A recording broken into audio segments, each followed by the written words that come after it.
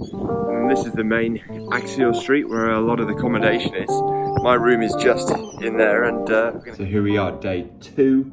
My notepad is filled full of more notes, but I really want to share 3 key things from today that I found incredibly useful. And sorry I'm not as professionally dressed. Had a pretty long day, had a nap, and then here I am, and I realized I forgot to do this. So here we go.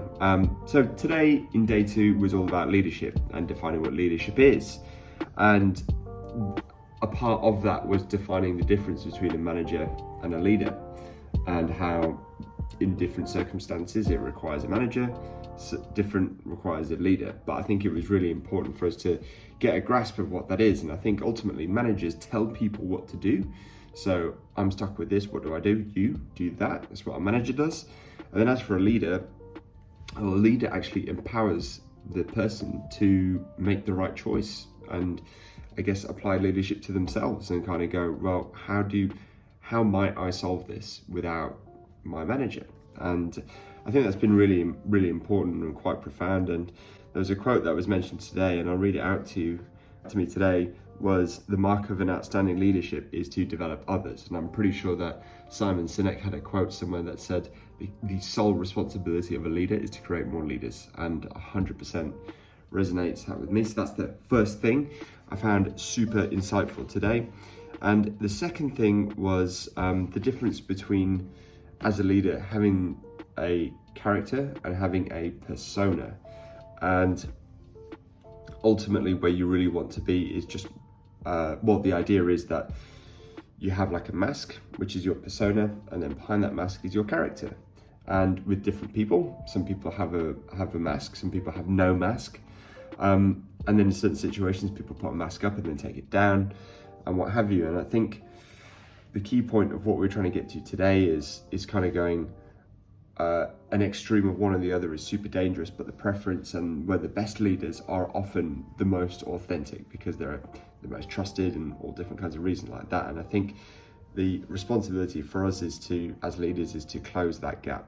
So breaking down a persona, breaking down how people perceive me and what have you, and so that you who puts yourself forward is truly you and how you carry yourself, instead of how you're expected to be carrying yourself based on existing biases.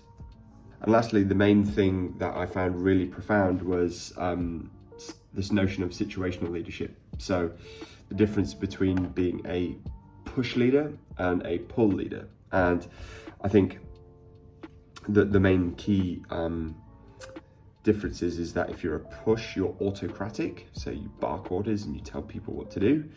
And then democratic is you consult, you bring people along the way and journey for you. And they took us through a few examples of different types of leaders that did that. So and different use cases and why they're important. And I think for me, ultimately everyone should and want to be in that more pull. So come with me, follow me. This is the way. This is how we're going to get to this grand vision. Here's this vision. Let's go. Let's all do it together. I'll lead in first. Whereas I think push is more so sat from the sideline going, you there, you there, you there, you there, you there, you do this. And I think it's so different, right? Because I'm sure you guys have, as I definitely have been in positions where I've had a push leader and a pull leader. And I definitely respect the pull leaders because you feel empowered to help do whatever you need to do to help fulfill the trajectory that they've set. That said, there are instances where a push leader is required and instances where a pull leader is required, and the real art is being able to switch between the two. And a key example that they gave us was a CEO that had to turn around a pretty big ASX 50 company here.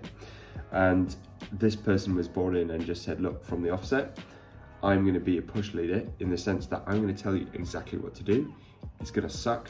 I'm going to be very prescriptive, but that is only going to last for 18 months to 2 years. After that, I'm going to empower you guys. You run the company and I will be your biggest cheerleader.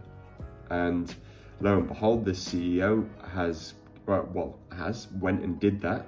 And that company now today has tripled its value and is a market leader within its category. So it just goes to show how a simple notion of push and pull can be applied to the context of being a CEO is amazing. And even for me, really, I'd love to apply that in not just in my professional life, but also in my personal life. And you know, I've realised that some of my professional bleeds into that. And I think for me, I really, you know, want to be that sort of person that people are willing to follow, as opposed to that person who might be perceived as being bossy. So those are my key outtakes from day 2. I'm absolutely shattered.